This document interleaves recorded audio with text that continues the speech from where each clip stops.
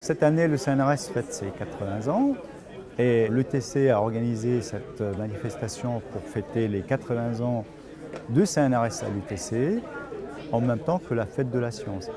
Les relations UTC-CNRS durent pratiquement dès la création de l'UTC, en commençant par le soutien à un laboratoire qui a été créé par Daniel Thomas et en continuant avec deux laboratoires en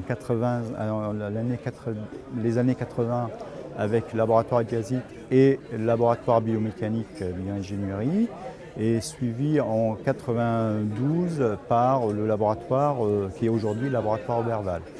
Et ça appuie notamment sur la recherche technologique de l'UTC, qui est une originalité dès la création de l'UTC, que maintenant l'humain et la société au cœur de la recherche scientifique à l'UTC, qui était une originalité à l'époque. L'objectif de l'exposition, c'est justement de montrer un petit peu l'historique de ce qui s'est fait dans les laboratoires, donc en montrant des pièces qui sont devenues des pièces de musée, en quelque sorte. Donc depuis le démarrage, que ce soit dans le domaine des technologies pour la santé, où on montre une machine de dialyse des années 70, dans le domaine des matériaux composites, où on va voir l'évolution de ces matériaux jusqu'à des pales d'hélicoptères ou des pièces de moteur d'avion.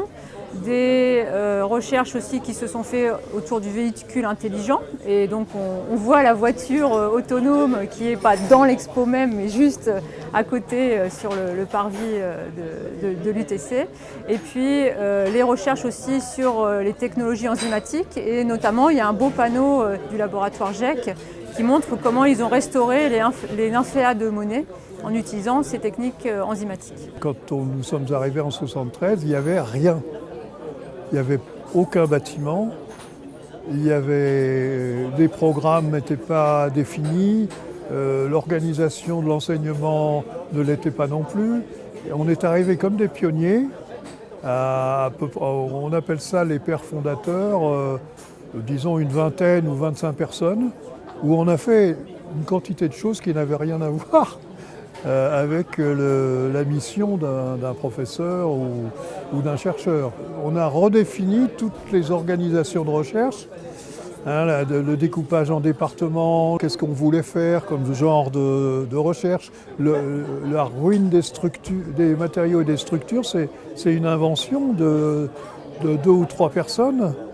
Et ça a eu beaucoup de succès après avec nos interlocuteurs industriels. En 1982, Michel Jaffrin, qui était déjà un spécialiste d'organes artificiels à Compiègne, a réussi à convaincre un certain nombre de collègues de s'unir pour créer une équipe de recherche qui a été immédiatement approuvée par le CNRS. Cette équipe de recherche comprenait à l'origine 3 axes, la biorhéologie, les organes artificiels et la biomécanique musculaire. Et le dernier bébé de l'UMR, c'est toute l'e-santé et la chaire de eBiomed qui cherche à aider les personnes handicapées et faire de la médecine à domicile.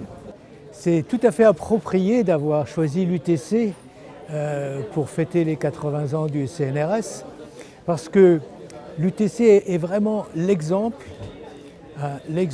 d'un groupe, enfin d'un centre d'unité de recherche où les gens ont fait de la recherche ciblée vers des applications industrielles. Il y a énormément d'applications qui vont vers l'industrie, et que l'industriel, il a besoin